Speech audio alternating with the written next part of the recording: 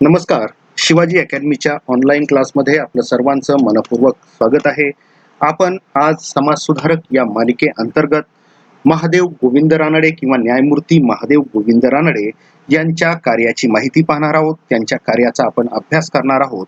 समाजसुधारक या मालिकेअंतर्गत या अगोदरच्या भागांमध्ये आपण डॉक्टर बाबासाहेब आंबेडकर, महात्मा ज्योतिबा फुले, त्याचप्रमाणे राजर्षी छत्रपती शाहू महाराज, त्याचप्रमाणे गोपाळ गणेश आगरकर, लोकमान्य बाळ गंगाधर टिळक, राजा राम मोहन रॉय यांच्या कार्याविषयी माहिती पाहिलेली आहे. त्यांच्या कार्याचा आपण अभ्यास केलेला आहे आणि हे सर्व व्हिडिओ आपल्या चॅनलवरती उपलब्ध आहेत. ते देखील निश्चित आपण अभ्यासणं आवश्यक आहे. तर अशा प्रकारे आज आपण न्यायमूर्ती महादेव गोविंद रानडे यांच्या कार्याविषयी माहिती पाहत आहोत. तर त्यांचा जन्म आहे पहा 18 जानेवारी 1842 आणि त्यांची मृत्यूची दिनांक आहे पहा 16 जानेवारी 1901. तर 18 जानेवारी 1842 ला महादेव गोविंद रानडे यांचा जन्म नाशिक जिल्ह्यातील निफाड या गावी झालेला आहे. पुन्हा एकदा मेन्शन करतो की महादेव गोविंद रानडे यांचा जन्म नाशिक जिल्ह्यातील निफाड या गावी झालेला आहे. त्यांच्या आईचं नाव गोपिका हे होतं.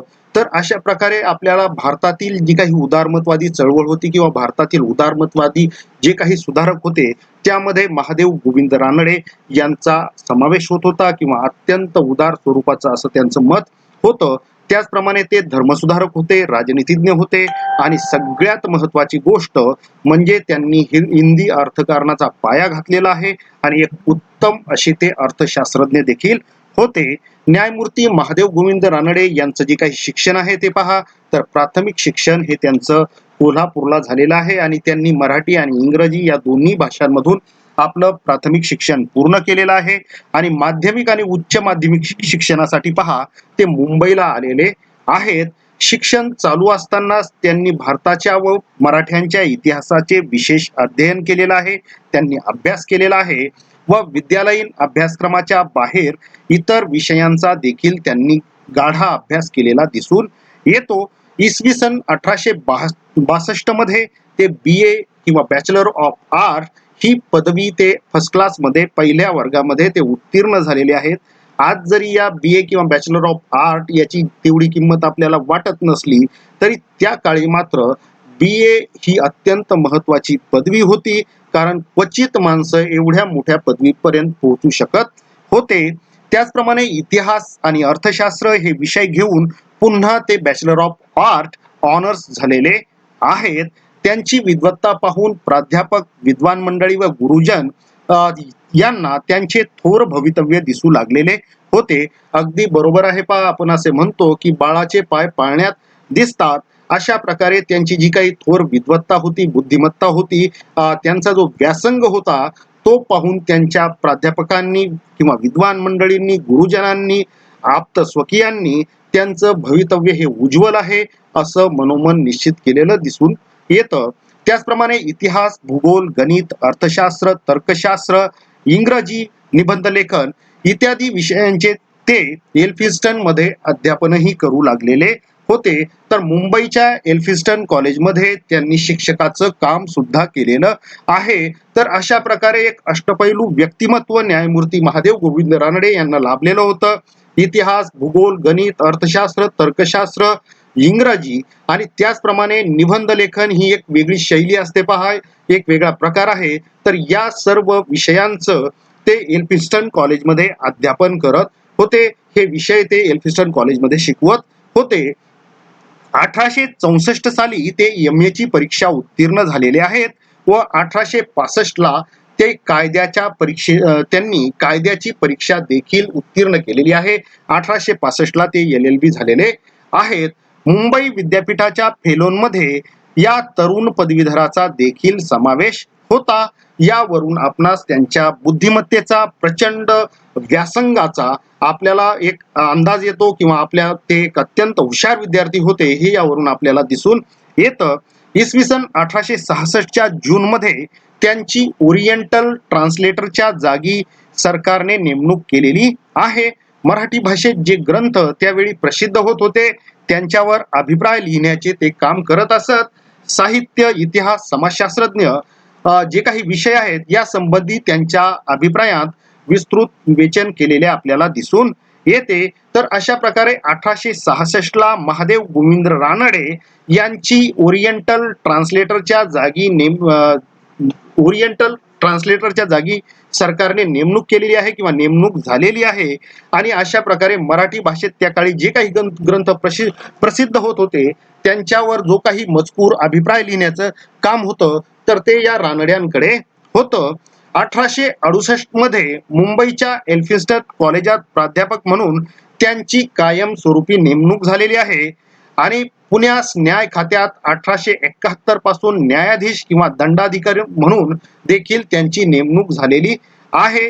त्यावेळी त्यांनी ऍडव्होकेटची परीक्षा दिली. न्याय खात्यात काही काम केल्याच्या नंतर 1893 ला रानड्यांना मुंबईच्या उच्च न्यायालयात न्यायमूर्तींची जागा मिळालेली आहे. आणि त्या काळी किंवा इंग्रजी अंमलामध्ये इंग्रजांच्या सत्तेमध्ये एवढ्या मोठ्या पदापर्यंत पोहोचणं किंवा मुंबई उच्च न्यायालयाचा न्यायाधीश होणं ही काही सोपी बाब नव्हती. आणि या अशा उच्च पदापर्यंत महादेव गोविंद रानडे पोहोचलेले आहेत.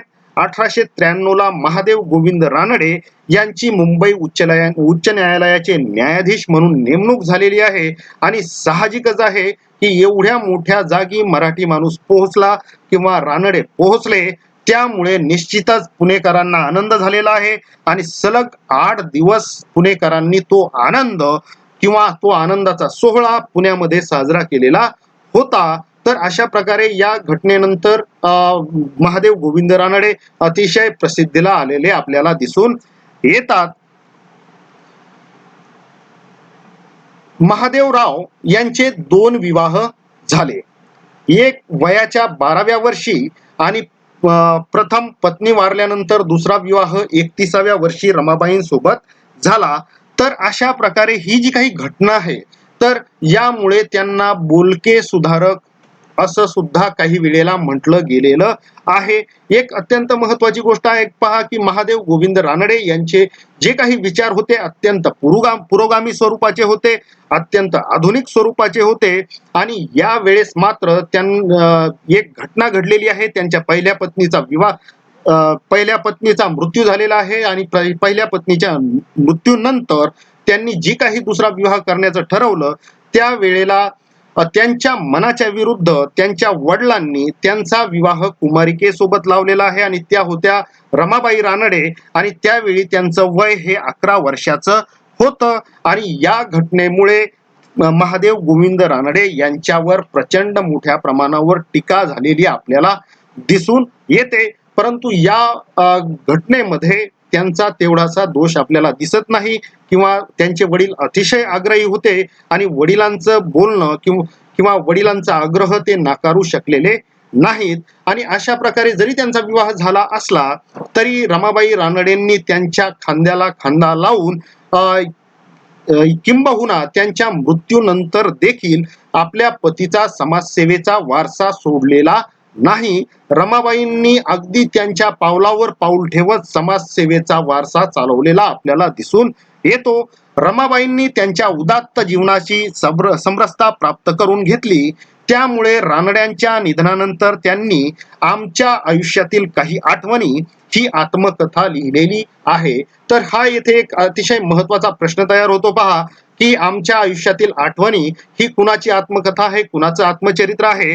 तर ते आहे पहा न्यायमूर्ती महादेव गोविंद रानडे यांच्या ज्या काही धर्मपत्नी होत्या रमाबाई रानडे यांनी आमच्या आयुष्यातील काही आठवणी हे पुस्तक लिहिलेलं आहे. जे आत्मचरित्र होतं, आत्मकथा होती. आणि ते 1901 ला ज्यावेळी महादेव गोविंद रानडे यांचा मृत्यू झाला त्यानंतर 9 वर्षांनी म्हणजे 1910 ला ते प्रसिद्ध झालेलं आहे. आणि हे पुस्तक मराठीतील एक अत्यंत सुंदर अशी कलाकृती किंवा अत्यंत सुंदर अप्रतिम असं साहित्य म्हणून देखील प्रसिद्धीला आलेलं होतं. रमाबाईंनी पतीनिधनानंतर स्त्रियांच्या सेवेच्या कार्यास वाहून घेतलेला आहे. पुण्यामध्ये किंवा महाराष्ट्रामध्ये आर्य महिला समाज त्याचप्रमाणे लेडी डफरीन फंड कमिटी या संस्थांशी त्यांचा अत्यंत निकटचा संबंध होता. त्याचप्रमाणे स्त्रियांना व्यवसाय शिक्षण देणारी संस्था देखील त्यांनी स्थापन केलेली होती. पुण्याच्या प्रख्यात सेवा सदन या संस्थेमध्ये देखील त्या अत्यंत प्रेरणादायी कार्य करत होत्या किंवा सेवा सदन या संस्थेच्या प्रमुख प्रेरणास्थान देखील या ठिकाणी रमाबाई रानडे याच होत्या. तर या ठिकाणी थोडस विषयांतर झालं, परंतु या ठिकाणी ज्यावेळेस रमाबाई रानडे यांचा विषय आला तर त्यावेळेलाच आपण ती बाब क्लिअर करणं आवश्यक आहे, म्हणजे निश्चितपैकी पुढच्या अभ्यासामध्ये आपल्याला त्याचा फायदा होतो. महादेवराव यांच्या काळात लोकहितवादी म्हणजे गोपाळ हरी देशमुख पहा, या ठिकाणी लोकहितवादी जे काही टोपण नाव आहे किंवा हे विरुद्ध आहे, तर या ठिकाणी लोकहितवादी म्हणजे कोण, तर लोकहितवादी म्हणजे गोपाळ हरी देशमुख हे होत. विष्णुशास्त्री पंडित ज्योतिराव फुले इत्यादी समाजसुधारकांनी सुधारणेचे आंदोलन सुरू केलेले होते. त्यामध्ये महादेव रानडे सहभागी झालेले होते. 1862 मध्ये त्यांनी इंदू प्रकाश या वृत्तपत्राच्या इंग्रजी विभागात समाज सुधारणेची मीमांसा करणारे अनेक लेख लिहिलेले आहेत. तर हा प्रश्न देखील बऱ्याचदा विचारलेला आहे किंवा अत्यंत महत्वाचा मौलिक प्रश्न आहे की महादेव गोविंद रानडे कोणत्या वृत्तपत्रामध्ये लिखाण करत होते, तर त्या वृत्तपत्राचं नाव आहे पहा इंदू प्रकाश. त्याचप्रमाणे 1865 ला विधवा विवाहोत्तेजक मंडळाची देखील त्यांनी स्थापना केलेली आहे. आणि 1865 ला त्यांनी जे काही विधवा विवाह उत्तेजक मंडळ स्थापन केलेलं होतं किंवा विधवांच्या विवाहाला उत्तेजना देण्यासाठी जी काही संस्था स्थापन केलेली होती, तर या संस्थेच्या मदतीने त्यांनी एका विधवेचा सुद्धा विवाह घडवून आणलेला आहे. आता या ठिकाणी बऱ्याचदा अशा घटनांवर टीका केल्या जातात, कारण लोकांना याची पूर्ण जाण नसते पहा. तर विधवा म्हणजे काय, तर ती 60 वर्षाची विधवा झाली किंवा 50 वर्षाची झाली मग ते तिचा पुनर्विवाह करायचा अशी गोष्ट होत नाही. पहिल्यांदा नेमकं काय होतं पहा, मुलींचे विवाह 8, 10, 11, 12 अशा वर्षांमध्ये व्हायचे. नवरा काय आहे आणि बायको काय आहे हे त्यांना कळण्याच्या अगोदरच त्या मुलीचा नवरा मृत व्हायचा आणि अशा वेळेला तिच्या पूर्ण आयुष्य तिला विधवा म्हणून किंवा एक अडगळीचं आयुष्य किंवा एक समाजापासून वेगळं आयुष्य त्या स्त्रीला त्या मुलीला जगावं लागायचं. आणि दॅट्स वाय किंवा त्यामुळेच त्या काळी हे विधवा विवाहोत्तेजक मंडळ विविध समाज सुधारकांनी स्थापन केलेली आहेत. आणि याच शृंखलेमध्ये महादेव गोविंद रानडे यांनी देखील 1865 ला विधवा विवाह उत्तेजक मंडळाची स्थापना केलेली आपल्याला दिसून येते. त्यानंतर मानवाची प्रतिष्ठा समतेच्या तत्वावर व्हायला पाहिजे, उच्च असे विश्वनियामक ईश्वरी तत्व आणि या ईश्वरी तत्वाची मानवी हृदयातील शुद्ध प्रेरणा हे सर्व धर्मांच्या मुळाशी असलेले रहस्य होय, असे अत्यंत मूलगामी स्वरूपाचे किंवा अत्यंत मौलिक स्वरूपाचे त्यांचे विचार होते. मूर्तीपूजा आणि कर्मकांड यातून मुक्त होऊन उच्च धर्माकडे मनुष्याच्या विवेक बुद्धीने आकर्षण वाढले पाहिजे, म्हणून राजा राममोहन रॉय हे बंगालमध्ये कार्यरत होते किंवा आधुनिक भारताचे जनक ज्यांना आपण म्हणतो राजा राममोहन रॉय किंवा भारतीय सुधारणेचे जनक राजा राममोहन रॉय ठरतात. हे जरी निश्चित असलं तरी महाराष्ट्रामध्ये राजा राममोहन रॉय यांच्यापासून प्रेरणा घेऊन जे काही समाज सुधारक कार्यरत होते त्यामध्ये महादेव गोविंद रानडे हे अग्रणी असलेले आपल्याला दिसून येतात. आणि राजा राममोहन रॉय यांचं जो काही सिरीज मधला भाग आपण पाहत होतो त्यामध्ये आपण पाहिलेलं आहे पहा की बंगालमध्ये ब्राह्मो समाजाची जी स्थापना झाली त्यामध्ये ती स्थापना राजा राममोहन रॉय यांनी केलेली आहे. अत्यंत उत्तम असं कार्य रॉय यांनी केलेलं आहे. आणि याच धर्तीवर महाराष्ट्रामध्ये अशा स्वरूपाची एक संघटना स्थापन करण्याचं मनात आलं आणि ते महादेव गोविंद रानडे यांनी तो विचार तडीस नेलेला आहे. आणि त्यांनी ब्राह्मो समाजाच्या धर्तीवर मुंबईमध्ये प्रार्थना समाजाची स्थापना केलेली आहे. आत्माराम पांडुरंग, राघव भांडारकर, वामन आबाजी मोडक या मित्रांनी त्यांना या प्रार्थना समाजाची स्थापना करण्यामध्ये सहकार्य केलेलं आहे, मदत केलेली आपल्याला दिसून येते. तर अत्यंत महत्वाचा असा प्रश्न आहे, खूप वेळेस रिपीट झालेला आहे स्पर्धा परीक्षांमधून आणि निश्चितपैकी येणाऱ्या काळामध्ये सुद्धा हा प्रश्न अत्यंत मौल्यवान ठरणार आहे. तर अशा प्रकारे आत्माराम पांडुरंग, राघव भांडारकर, वामन आबाजी मोडक या मित्रांच्या मदतीने 31 मार्च 1867 ला न्यायमूर्ती महादेव गोविंद रानडे यांनी जो काही बंगालमध्ये राजा राममोहन रॉय यांनी ब्राह्मो समाज स्थापन केलेला होता, या ब्राह्मो समाजाच्या धर्तीवरच मुंबईमध्ये प्रार्थना समाजाची स्थापना केलेली आहे. त्यानंतरचा भाग आपण पाहूया. न्यायमूर्ती रानडे 1871 मध्ये पुण्याला बदली होऊन आले आणि पुण्यातील सार्वजनिक सभेची सूत्र त्यांनी हाती घेतलेली आहेत. सार्वजनिक सभा नावाची ही एक अत्यंत महत्वाची अशी संघटना जी पुण्यामध्ये कार्यरत होती. वेळोवेळी समाज सुधारणेचा किंवा समाज सेवेचा वसा म्हणून या सार्वजनिक सभेने महाराष्ट्रामध्ये अत्यंत महत्वाची मौल्यवान स्वरूपाची कामे केलेली आहेत. सार्वजनिक सभेच्या कार्याला राजकीय स्वरूप प्राप्त करून देण्याचं किंवा राजकीय चळवळीचं स्वरूप प्राप्त करून देण्याचं काम रानड्यांनी पुण्याला आल्याच्या नंतर केलेलं आपल्याला दिसून येतं.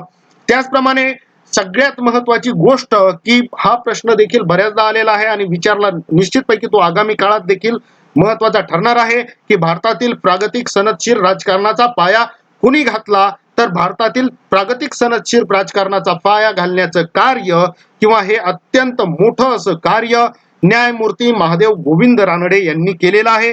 या प्रश्नाचं डेफिनेटली उत्तर आहे पहा की महादेव गोविंद रानडे. त्याचप्रमाणे त्यांच्या मार्गदर्शनाखाली सार्वजनिक सभेचे जे काही चिटणीस होते, ज्यांना आपण सार्वजनिक काका म्हणून ओळखतो किंवा सार्वजनिक काका या टोपण नावाने ओळखतो, ते होते पहा गणेश वासुदेव जोशी. यांनी अत्यंत मौलिक अशी कामगिरी रानड्यांच्या नेतृत्वाखाली केलेली आपल्याला दिसून येते. 1890 मध्ये सामाजिक सुधारणेच्या वादाला प्रक्षोभक स्वरूप प्राप्त झालं. रानडे यांनी 1870 मध्ये जी काही पुण्यामध्ये सार्वजनिक सभा होती स्थापन झालेली, याच्यामध्ये जे दोन गट पडलेले आहेत. एक गट होता न्यायमूर्ती महादेव गोविंद रानडे यांचा आणि दुसरा गट होता पहा लोकमान्य बाळ गंगाधर टिळक यांचा. दोघांमध्ये जहाल आणि मवाळ असा जमीन आसमानाचा फरक होता. आणि या ठिकाणी आता या सार्वजनिक सभेवर लोकमान्य बाळ गंगाधर टिळकांनी आपलं वर्चस्व मिळवलेलं आहे आणि लोकशाही पद्धतीने त्यांनी रानड्यांना बाजूला सारलेलं आहे. या ठिकाणी एक महत्वाची गोष्ट पहा, रानडे आणि टिळक यांनी जरी एकमेकांना शह देण्याचं काम केलेलं असलं तरी वेळोवेळी त्यांनी एकमेकांना मदत देखील केलेली आहे. तर अशा प्रकारे सार्वजनिक सभेमधून आता रानडे बाजूला झालेले आहेत आणि सार्वजनिक सभेमधून ते बाजूला झाल्याच्या नंतर त्यांनी 1893 ला पुण्यामध्ये डेक्कन सभेची स्थापना केलेली आहे किंवा डेक्कन सभा नावाची संस्था त्यांनी उभारलेली आहे. तर हा देखील महत्वाचा प्रश्न आहे की डेक्कन सभेची स्थापना कुणी व कधी केली, तर डेक्कन सभेची स्थापना न्यायमूर्ती महादेव गोविंद रानडे यांनी 1893 ला केलेली आहे. आता एक आणखी महत्वाची गोष्ट आहे पहा की महाराष्ट्रामध्ये 1874 ते 76 या कालखंडामध्ये प्रचंड मोठा दुष्काळ पडलेला होता. तेव्हा सार्वजनिक सभेच्या माध्यमातून महाराष्ट्रातील शेतकऱ्यांच्या आर्थिक स्थितीचे सर्वेक्षण केले.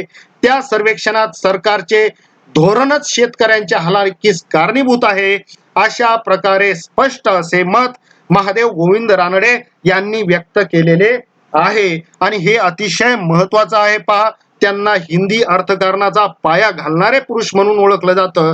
तर 1874 ते 76 या कालखंडामध्ये महाराष्ट्राला प्रचंड मोठ्या दुष्काळाने ग्रासलेलं होतं. लोक अन्नान्न झालेले होते आणि लोकांची दशा अन्नान्न होती. आणि या अशा परिस्थितीमध्ये सार्वजनिक सभेने या दुष्काळ निवारणाचं अत्यंत मौलिक स्वरूपाचं कार्य या दुष्काळाच्या काळामध्ये केलेलं आहे.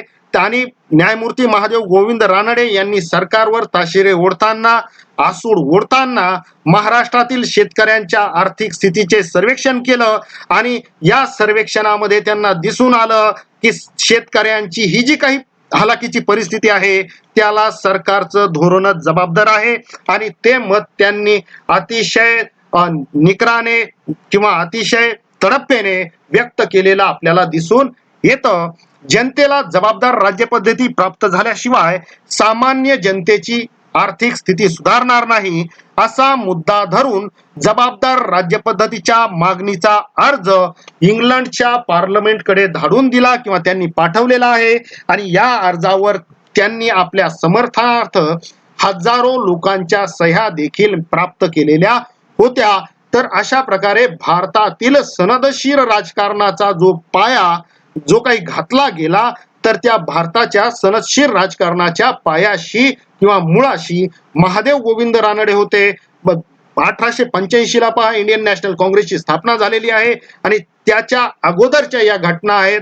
म्हणजे निश्चितपैकी जो काही हा राजकारणाचा पाया घातलेला आहे याच श्रेय महादेव गोविंद रानडे यांनाच जातं. 1877 मध्ये दिल्ली येथे भरलेल्या दरबारात राणी व्हिक्टोरिया हिला हिंदुस्थानची सम्राज्ञी ही पदवी अर्पण करण्यात आली होती. किंवा आपल्याला माहित आहे की 1877 ला लॉर्ड लिटनने या ठिकाणी दिल्ली येथे दरबार भरवलेला होता. राणी व्हिक्टोरियाला हिंदुस्थानची सम्राज्ञी म्हणून पदवी अर्पण केलेली होती किंवा बहाल केलेली होती. तर या प्रसंगी सार्वजनिक सभेतर्फे राणीला एक मानपत्रही देण्यात आलेलं होतं आणि त्यासोबत हिंदी जनतेच्या मागण्यांचा एक अर्ज देखील करण्यात आलेला होता. रानड्यांच्या या राजकारणाच्या पाठीमागे बंड आहे अशा स्वरूपाची शंका इंग्रज सरकारला या वेगवेगळ्या घटनांमुळे आलेली आहे. वेळोवेळी रानडे अत्यंत प्रभावीपणे आपल्या जनतेच्या मागण्या इंग्रज दरबारात मांडत होते आणि त्यामुळे वेळोवेळी जी काही बंड होतात किंवा ह्या माणसाच्या मनात इंग्रजी सत्तेविषयी बंड तर नाही ना किंवा बंडाचं निशाण तर याला फडकायचं नाही ना अशा स्वरूपाची इंग्रज सरकारच्या मनात शंका झालेली होती. त्यांनी गुप्तहेरांकरवी त्यांच्यावर नजरही ठेवलेली होती, परंतु कोणत्याही प्रकारचा पुरावा इंग्रज सरकारला उपलब्ध झालेला नाही. 1885 मध्ये रानडे यांना कौन्सिलचे सभासद म्हणून नेमले व त्यांना अर्थ समिती देण्यात आलेली होती किंवा फायनान्स कमिटी त्यांच्याकडे देण्यात आलेली होती. 1885 ला काँग्रेसची जी काही स्थापना झाली तर या स्थापनेच्या कार्यात सुद्धा महादेव गोविंद रानडे यांचा एक मोठा सहभाग होता. गोपाळ कृष्ण गोखले यांनी राजकारणात रानडे यांचा ध्येयवाद व धोरण स्वीकारलेलं आपल्याला दिसून येतं. तर गोपाळ कृष्ण गोखले हे महात्मा गांधींचे राजकीय गुरु म्हणून आपण ज्यांना ओळखतो. तर गोपाळ कृष्ण गोखल्यांनी मात्र राजकारणामध्ये रानडे यांचा ध्येयवाद आणि धोरण स्वीकारलेलं होतं.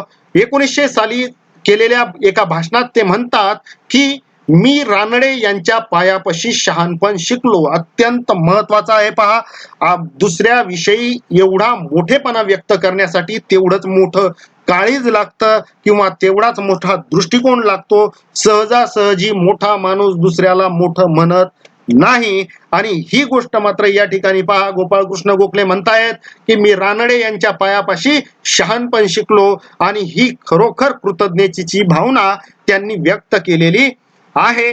रानडे यांनी पहा औद्योगिक विकास परिषद नावाची एक संघटना 1890 ला स्थापन केलेली आहे. हा देखील एक अत्यंत महत्वाचा असा मुद्दा आहे की औद्योगिक परिषदेची स्थापना कुणी केली तर न्यायमूर्ती महादेव गोविंद रानडे यांनी 1890 ला औद्योगिक परिषदेची स्थापना केलेली आहे. त्यावेळच्या प्रास्ताविक भाषणात आणि त्यानंतरच्या भाषणांमध्ये त्यांनी हिंदी अर्थशास्त्रावर अनेक उद्बोधक व्याख्यान दिलेली आहेत. कंगाल हिंदुस्थानला स्वतंत्र अर्थशास्त्र असावे असे त्या प्रतिपादन त्यांनी केलेलं होतं. महत्वाचा मुद्दा आहे, ध्यानात घ्या की कंगाल हिंदुस्थानला स्वतंत्र अर्थशास्त्र असावं असं प्रतिपादन कुणी केलं तर असं प्रतिपादन पहा महादेव गोविंद रानडे यांनी केलेलं आहे. त्याचप्रमाणे मराठी साहित्य संमेलनाची गंगोत्री ठरलेल्या पहिल्या मराठी ग्रंथकार संमेलनाचे जे 1878 ला भरलेलं होतं, न्यायमूर्ती रानडे हे त्याचे अध्यक्ष होते. तर अशा प्रकारे एक अष्टपैलू व्यक्तिमत्व रानड्यांना लाभलेलं होतं.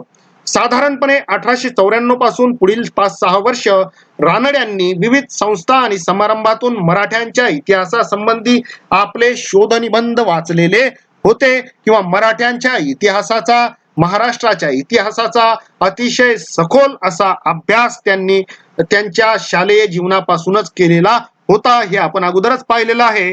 ते पुढे rise of the Maratha power and other essays म्हणून प्रसिद्ध झालेले आहेत किंवा मराठी सत्तेचा उत्कर्ष, मराठ्यांच्या सत्तेचा उत्कर्ष हा ग्रंथ कुणी लिहिला असा प्रश्न वारंवार विचारला गेलेला आहे. पहा, तर rise of the Maratha power and other essays हा ग्रंथ न्यायमूर्ती महादेव गोविंद रानडे यांनी लिहिलेला आहे. या लेखनाला जोडूनच मराठी सत्तेचा विस्तार आणि ह्रास या संबंधीही पुढील 2 खंड लिहिण्याचा त्यांचा मानस होता, विचार होता.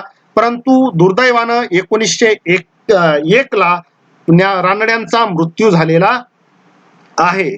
स्वकीयांच्या दृष्टिकोनातून मराठ्यांच्या इतिहासाची वैशिष्ट्य निष्पक्षपाती सादर करणे व युरोपीय इतिहासकारांच्या लेखनामुळे त्या संबंधी निर्माण झालेला अपसमज दूर करणे हा या लेखनामागील मुख्य हेतू होता. पहा, अतिशय प्रगल्भ हेतू आहे की आपल्यावर, महाराष्ट्रावर म्हणा किंवा आपल्या भारतावर म्हणा, अगदी 1000 वर्ष मागे जरी गेलं, मलिक अंबर पासून म्हणण्यापेक्षा अलाउद्दीन खिलजी पासून आपल्यावर परकीयांच्या सत्तेचा डोलारा राहिलेला आहे. आणि त्यामुळे त्यांनी इतिहास त्या प्रकारे लिहिला किंवा काही भारतीय राजांना, काही शूर भारतीय राजांना, देशभक्त राजांना या परकीयांनी दरोडेखोर, चोर सुद्धा म्हटलेलं आपल्याला दिसून येतं. आणि अशा प्रकारचे अपसमज या परकीयांच्या लेखनामुळं भारतामध्ये निर्माण झालेले होते. आणि हे सगळे दूर करण्याचं कार्य या रानड्यांनी केलेलं आहे. आणि दीर्घ आजाराने ते मुंबई येथे 1901 ला मृत्यू पावलेले आहेत. लोकमान्य टिळकांनी, मी अगोदरच उल्लेख केलाय पहा, दुसऱ्याला मोठं म्हणणं याच्या इतकं मोठं काम दुसरं कोणतंही नाही. यासाठी फार मोठं हृदय लागतं की आपण दुसऱ्याला मोठं म्हणावं, दुसऱ्याचा मोठेपणा मान्य करावा. तर लोकमान्य टिळक आणि रानडे यांच्यामध्ये सार्वजनिक सभेमध्ये जे काही मतभेद झालेले होते, पण या ठिकाणी त्यांच्यात मतभेद असले तरी मनभेद नव्हते. लोकमान्य टिळकांनी लिहिलेल्या मृत्यूलेखात लिहिले आहे की थंड गोळा झालेला महाराष्ट्र जीवापाड मेहनत करून पुन्हा जिवंत करण्याचे दुर्धर काम महादेव गोविंद रानड्यांनी केलेलं आहे. पहा, विरोध असावा तर अशा प्रकारचा विरोध लागतो, विरोधाच्या ठिकाणी विरोध. आणि ज्या ठिकाणी आपल्याला एखाद्याची स्तुती करायची असते त्या ठिकाणी लोकमान्य टिळकांनी किती मोठ्या शब्दांमध्ये त्यांची स्तुती केलेली आहे किंवा त्यांना त्यांचं योगदानाबद्दल कृतज्ञता व्यक्त केलेली आपल्याला दिसून येते. थंड गोळा झालेला महाराष्ट्र जीवापाड मेहनत करून पुन्हा जिवंत करण्याचं काम, पुन्हा त्याच्यामध्ये आत्मा भरण्याचं काम, दुर्धर काम महादेवरावांनीच केलेलं आहे. अशा प्रकारचे विचार लोकमान्य टिळकांनी मांडलेले आहेत. त्यानंतर आपण रानड्यांच्या आयुष्यातील काही महत्वाच्या मुद्द्यांचा या ठिकाणी आढावा घेणार आहोत. हे मुद्दे आपण या अगोदर पाहिलेले आहेत आणि पुन्हा आपण एकदा या भागाच्या शेवटी किंवा सिरीजच्या शेवटी पुन्हा एकदा पाहत आहोत. सनदशीर राजकारणाचा, हिंदी अर्थकारणाचा, त्याचप्रमाणे औद्योगिक उन्नतीचा पाया घालण्याचे श्रेय हे रानड्यांना जाते. अत्यंत मौलिक प्रश्न आहे म्हणून याला आपण डबल घेतलेला आहे, पुन्हा घेतलेला आहे. पहा की सनदशीर राजकारणाचा पाया कोणी घातला? रानड्यांनी. हिंदी अर्थकारणाचा पाया कोणी घातला? रानड्यांनी. औद्योगिक उन्नतीचा पाया कोणी घातला? तर त्याचं या तिन्हींचंही कंबाईन उत्तर आपल्याला महादेव गोविंद रानडे हेच द्यावं लागेल. त्याचप्रमाणे 1889 ला industrial association of western India, पुन्हा एकदा लक्षात घ्या की industrial association of western India ही जी काही संस्था होती तर ती त्यांनी 1889 ला स्थापन केलेली आहे व 1890 मध्ये त्यांनी औद्योगिक परिषदेची स्थापना केलेली आहे. दोन्ही मधला भेद, दोन्ही मधला जे अंतर आहे पुन्हा एकदा समजून घ्या. एक 1889, दुसरी 1890. त्याचप्रमाणे तिसरा मुद्दा अतिशय महत्वाचा आहे पहा की विद्यापीठीय शिक्षणामध्ये भारतीय भाषांचा समावेश असावा अशा प्रकारची अत्यंत दूरगामी आणि मौलिक आणि मौल्यवान स्वरूपाची मागणी त्यांनी इंग्रज सरकारला केलेली आहे की हिंदुस्थानी भाषा, भारतीय भाषा यांचा सुद्धा विद्यापीठीय शिक्षणामध्ये समावेश असावा. वंश व धर्माच्या पूर्वग्रहापासून मुक्तता हे उदारमतवादाचे प्रमुख सूत्र आहे असे रानडे यांनी प्रतिपादन केलेलं आहे. तर वंश व धर्माच्या पूर्वग्रहापासून मुक्तता हे उदारमतवादाचे प्रमुख सूत्र आहे. हे विचार रानडे यांचे आहेत. हा मुद्दा आपण याच्या अगोदरही पाहिलेला आहे किंवा वेगवेगळे भाग पाहत असताना हे मुद्दा आलेला आहे पहा की काँग्रेसच्या 72 संस्थापक सदस्यांपैकी न्यायमूर्ती महादेव गोविंद रानडे हे देखील एक होते. आणि म्हणजे एकदम महत्वाची गोष्ट या ठिकाणी आहे की इंडियन नॅशनल काँग्रेस हे जे काही नाव आहे जे आजही चाललेलं आहे पहा, तर हे नाव तयार करण्याचं किंवा हे नाव सुचवण्याचं किंवा ह्या नावाचे जनक कोण? तर इंडियन नॅशनल काँग्रेस या नावाचे जनक आहेत पहा महादेव गोविंद रानडे. तर विद्यार्थी मित्रांनो, अशा प्रकारे आपण समाज सुधारक या सिरीज अंतर्गत आज न्यायमूर्ती महादेव गोविंद रानडे यांच्या कार्याविषयी माहिती पाहिलेली आहे, अभ्यास केलेला आहे. आणि आपला प्रयत्न पहिल्यापासून असा आहे पहा की कोणत्याही प्रकारचा मुद्दा किंवा कोणत्याही प्रकारचा समाजसुधारकाच्या आयुष्यातील महत्वाचा मुद्दा सुटू नये. विद्यार्थी मित्रांनो, आपल्या काही अपेक्षा निश्चितपैकी आम्हाला कमेंट बॉक्समध्ये टाईप करून कळवत चला. जय हिंद, जय महाराष्ट्र, धन्यवाद.